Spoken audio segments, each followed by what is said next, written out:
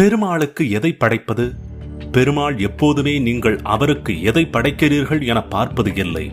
எதை படைத்தாலும் பக்தியோடு படைத்தால் பெருமாள் ஏற்றுக்கொள்வார்.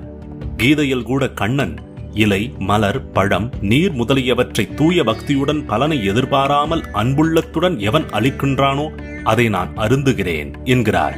ஆனாலும் மகாவிஷ்ணுவை நெல்லி வைத்து வழிபடுவது கூடுதல் சிறப்பாக புராணங்களில் விளக்கப்பட்டுள்ளது. நெல்லி மரம் இருக்கும் இடத்தில் மகாவிஷ்ணு திருமகளுடன் வாசம் செய்வதாக கூறப்படுகிறது. இதனால்தான் நெல்லி மரம் இருக்கும் வீட்டில் லட்சுமி கடாட்சம் இருப்பதாக சொல்லுவார்கள். நெல்லி இலைகளால் அர்ச்சனை செய்வதும் நெல்லிக்கனியை பிரசாதமாக வைப்பதும் விஷ்ணு பெருமாளுக்கு மகிழ்ச்சி அளிக்குமாம். பிரம்மனால் உருவாக்கப்பட்ட நெல்லி மரத்தை வெள்ளிக்கிழமைகள், அமாவாசைகள், ஏகாதசி நாட்கள் தோறும் சுற்றி வந்து வழிபட்டால் பெருமாளின் அனுக்கிரகத்துடன் லட்சுமி கடாட்சமும் கிடைக்கும் என்பது நம்பிக்கை.